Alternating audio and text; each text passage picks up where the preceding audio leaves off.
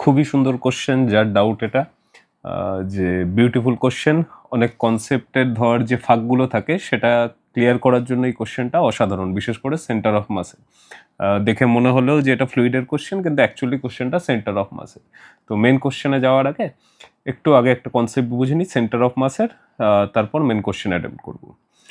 তো সেটা বোঝানোর জন্য ফার্স্টে আমি একটা রড নিচ্ছি গ্রাউন্ড থেকে। এই যে রডটা, এইটা যদি একটা রড নিয়ে নিই ইউনিফর্ম মাসের, মাস এম, রডের যে লেন্থ, সেই লেন্থ ইকুয়ালস টু আমি বলে দিয়েছি 2h। তো এই রডটার সেন্টার অফ মাস কোথায়? এই রডটার সেন্টার অফ মাস হচ্ছে এক্স্যাক্টলি মিড পয়েন্টে। গ্রাউন্ড থেকে টোটাল কত হাইটে ছিল রডটা? 4h এ ইন্ডিকেট করে রেখেছি আমি এখানে। আর রডের লেন্থ কত? রডের লেন্থ হচ্ছে 2h। এটা হচ্ছে রডের ইনিশিয়াল পজিশন। সেম রডটাকে যদি আমি ফাইনালি এরকম রেখে দিই, ফাইনাল পজিশন বলতে গ্রাউন্ডের সাথে টাচ করিয়ে দিয়েছি, তাহলে সেন্টার অফ মাস কোথায় নেমে আসবে? সেন্টার অফ মাস নেমে আসবে হচ্ছে এই পয়েন্টে।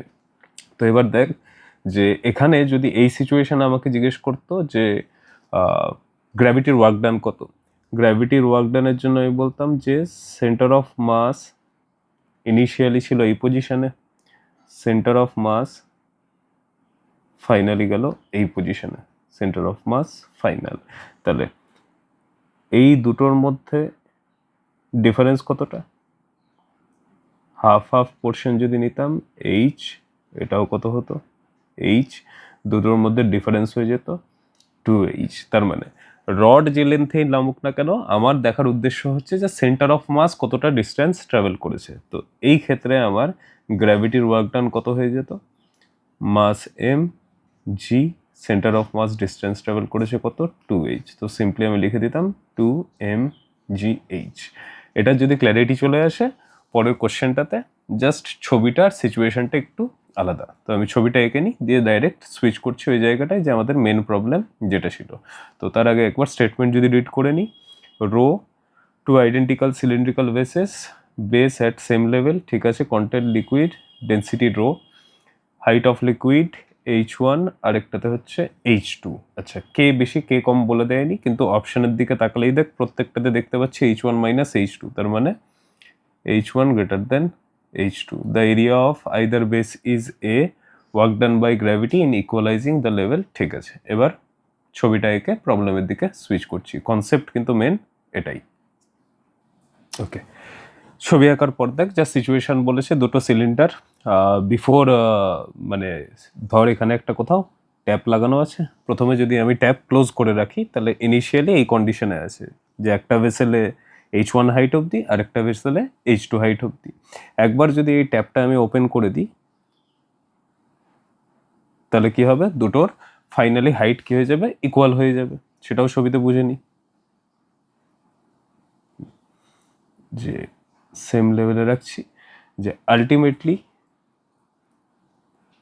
দুজনের লেভেল কি হয়ে যাবে? দুজনের লেভেল এই সাইডেরটা কোথাও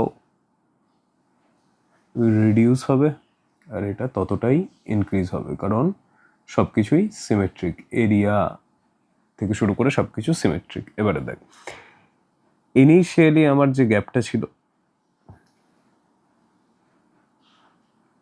সেই গ্যাপটা কত? সেই গ্যাপটা হচ্ছে h1 minus h2, h1 minus h2। আচ্ছা, এবার যখন দুটো সেম হবে, দুটো সেম হাইটে যাওয়া মানে এই যে এক্সট্রা পোর্শনটা থেকে, এই এক্সট্রা পোর্শন বলতে যেটা এইটুকুর মধ্যে, ধর কোন জায়গাটায় ইন্ডিকেট করে দিই, এইটুকু পোর্শনে যে এক্সট্রা পার্টটা ছিল সেটাই দুজনের মধ্যে কি হবে? সেটাই দুজনের মধ্যে আধা আধা কোথাও ভাগ হবে, দিয়ে ফাইনালি দুজনেরই হাইটের লেভেল কি হয়ে যাবে? সেম হয়ে যাবে। সেম হয়ে যাবে বলতে দেখ যে সব কিছু যেহেতু সেম, আগে ছিল এই হাইট অবধি, তো এইটুকু পোর্শন অ্যাকচুয়ালি কি হয়েছে? এইটুকু পোর্শন অ্যাকচুয়ালি হয়ে গেছে, চলে গেছে হচ্ছে এই জায়গাটাতে। তো হোপফুলি এটা যদি বুঝে গিয়ে থাকি তাহলে প্রবলেম অলমোস্ট সলভ হয়ে গেছে। তো দেখ এটার হাফ পোর্শন এবার বাকি থাকবে এখানে, আর বাকি হাফটা কোথায় চলে যাবে? বাকি হাফটা চলে যাবে এই পোর্শনে যে ফাইনালটা যদি আমি দেখি তাহলে এবার আমি কি বলবো, দেখ যে এই যে পোর্শনটা ছিল সেটাই যদি কোথাও কেটে গিয়ে আমি এখানে বসিয়ে দিতে পারতাম, তাহলে এই দুটোর হাইট লেভেল কি হয়ে গেল, সেম হয়ে গেল। আবারও বলছি দেখ যে এই লেভেল অবধি দেখ আগে ইনিশিয়ালি ছিল, লেভেলগুলোকে ম্যাচ করালেই জাস্ট হয়ে গেল। এইটুকু পোর্শন এখনও ওপরে থাকছে, এর ওপরে যে পার্টটা ছিল সেটাই শিফট হয়ে কোথায় গেছে, সেটাই শিফট হয়ে এই পজিশনে চলে গেছে। তাহলে এই দুজনের হাইট কি হয়ে গেল, ইকুয়াল হয়ে গেল। এইটুকু ধরতে পারলেই আমার কাজ হয়ে গেছে। তার মানে আলটিমেটলি আমি যদি দেখি তাহলে এই যে পার্টের পোর্শনটা, এটাই সব থেকে কনফিউজিং হওয়ার মতো জায়গা। সেটাই ঘুরে কোথায় গেছে, সেটাই ঘুরে চলে গেছে এখানে। এবারে ক্যালকুলেশন করার সময় দেখ টোটালটা ছিল h1 মাইনাস h2, তার মানে এই দুটো এক্স্যাক্টলি কি হয়ে যাবে, হাফ হাফ, সব কিছু সিমেট্রিক। এটাই প্রবলেমটাকে সহজ করে দিয়েছে। h1 মাইনাস h2 বাই কত, 2। আমার তো দরকার হচ্ছে শুধু এই পোর্শনটাকে নিয়ে, টোটালটা দেখে লাভ নেই। তাহলে এটাকে যদি আমি as a cylindrical water consider করি, তাহলে এটার সেন্টার অফ মাস কোথায়, এটার সেন্টার অফ মাস হচ্ছে এই পজিশনে। তাহলে আমি centre of mass initially open হওয়ার আগে অবধি এইখানে, তো এই যে পোর্শনটা আমার এখানে থাকছে, দেখ এটা কত হয়ে যাবে, এইটুকুটা হয়ে যাচ্ছে হচ্ছে টোটালটার হাফ। তার মানে h1 minus h2 divided by 2, তারও হাফ যদি করতাম তাহলে কত হয়ে যেত, h1 মাইনাস h2 বাই 4। এটা সেন্টার অফ মাস ইনিশিয়াল। পরে এটাই কোথাও উঠে গিয়ে কোথায় চলে গেছে, চলে গেছে এই পোর্শনে। তাহলে ওই পোর্শনটারই centre of mass final, centre of mass final হচ্ছে এখানে। আবারও বলছি কনফিউজ যাতে না হয়ে যায়, এই পোর্শনটা ওপরের সেটাই ট্রান্সফার হয়ে কোথায় গেছে, সেটাই ট্রান্সফার হয়ে এখানে গেছে। সিলিন্ডার যেহেতু সেন্টার অফ মাস সিলিন্ডারের মিডিলে থাকছে, তাহলে সেমভাবে আমি যদি দেখতাম যে এটারও গ্যাপ কতটা হবে,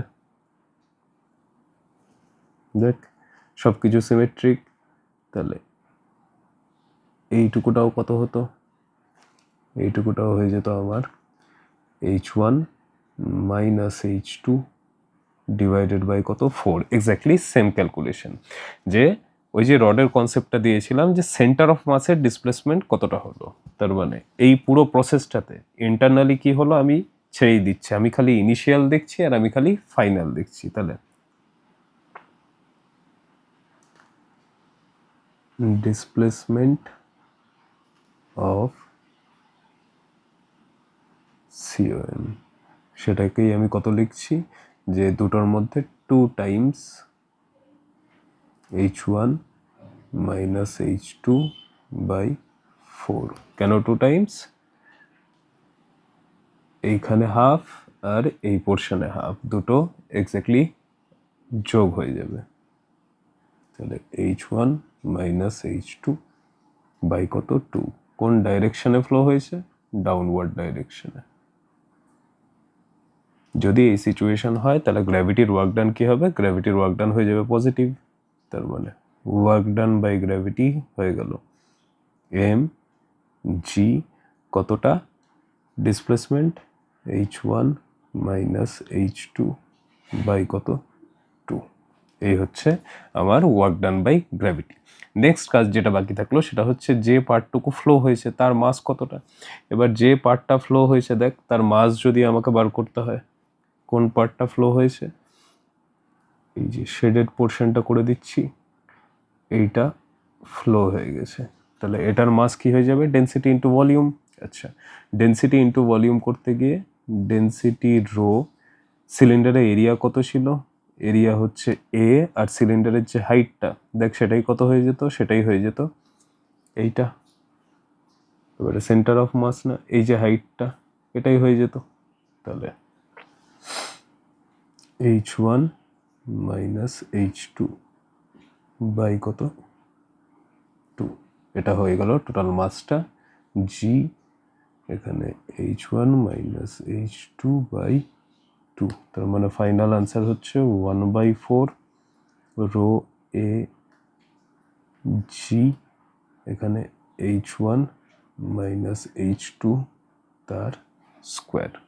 তো এই ছিল কনসেপ্টটা, খুব সুন্দর কনসেপ্ট। আর কনফিউজিং কনসেপ্ট হচ্ছে সেন্টার অফ মাস আর অ্যাকচুয়াল ছবির যে ডিভিশনটা, যে মেন ট্রিকি পার্ট কিন্তু এই প্রবলেমটাতে হচ্ছে এটা।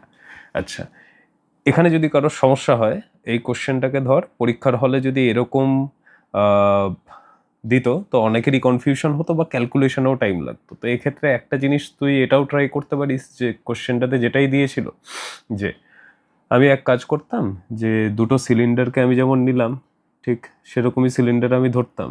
আমার ক্যালকুলেশনের সুবিধার জন্য কি করতাম, যে এই ধর সিলিন্ডার, রাফলি বুঝিয়ে দিচ্ছি এটা, আর এটা আরেকটা সিলিন্ডার, আমি এক সাইডেই টোটাল ওয়াটার নিতাম, কত হাইট অবধি, এইচ অবধি, আর ইনিশিয়ালি এটাকে কি রাখতাম, খালি রাখতাম, এমটি। তো H1 ইকুয়ালস টু আমি করে দিতাম H, R H2 equals to কত করে দিতাম, 0। সেমভাবে যখনই আমি এই অ্যাজাম্পশন করতাম, আমার প্রত্যেকটা অপশন কি হয়ে যেত, চেঞ্জ হয়ে যেত কিন্তু। তো এটা হয়ে যেত H0, এটা হয়ে যেত HG এরো, এইটা হয়ে যেত half H square G a row, আর এটা হয়ে যেত আমার 1/4 H square G a row. যে সুবিধার জন্য আমি H1 H2কে মেটানোর জন্য পরীক্ষার হলে এইসব চালাকি করলে তাড়াতাড়ি আনসার চলে আসে। H1 ইকুয়ালস টু H ধরলাম, H2 ইকুয়ালস টু 0 ধরলাম। এবার দেখ, খোলার পর তো সিম্পল হিসেব হয়ে যেত। সিম্পল হিসেব হয়ে যেত বলতে আমার আধা আধাতে ডিস্ট্রিবিউট হয়ে যেত, এটাতে আর এটাতে হাফ হাফ ডিস্ট্রিবিউট হয়ে যেত। হাফ হাফ যে ডিস্ট্রিবিউটটা হচ্ছে সেখানে ওপরের পোর্শনটা কোথায় চলে যেত, তলায় চলে যেত। তো আমি সেম কনসেপ্ট লাগিয়ে সুবিধার জন্য বলছি, কারণ আগেরটা অনেকেরই কঠিন মনে হতে পারে। তো এইটা আমার যদি এই জায়গাটা যদি H/2 হতো, এটা যদি H/2 হতো, এটাও তাহলে কত হয়ে যাবে, H/2। কিন্তু আমার টোটালটাকে দেখে লাভ নেই, সেন্টার অফ মাসকে খোঁজাই হচ্ছে আমার টার্গেট। তাহলে এই পোর্শনটার ইনিশিয়াল সিওএম কত হাইটে হতো, H/4। এখানে যখন আমি ফাইনাল সিওএম দেখতাম, সেটা গ্যাপ কতটা হতো, H/4। তাহলে সেন্টার অফ মাসের ডিসপ্লেসমেন্ট কত হয়ে যেত, এইখান থেকে এখানে যাওয়াতে H/4 প্লাস H/4, এটা হয়ে যেত কত, H/2। এই পোর্শনটার মাস আমি নিতাম, তার মানে হয়ে যেত mg, কতটা ডিসপ্লেসমেন্ট, H/2। এবার মাস বসা, রো এরিয়া এ, আর হাইট কত ছিল, হাইট ছিল হচ্ছে H/2। এখানে জি থাকতো, এখানে H/2 থাকতো। তো rho A G H square by কত হয়ে যেত, বাই হয়ে যেত 4। যে পরীক্ষার হলের জন্য এই মেথডগুলো হচ্ছে পারফেক্ট, যে তোর সুবিধা মতো তুই ভেরিয়েবল চেঞ্জ করে নিলি, দিয়ে তারপর সহজে আনসার চলে আসতো। তো কারেক্ট অপশন ডি। তো very beautiful question. Okay, thank you.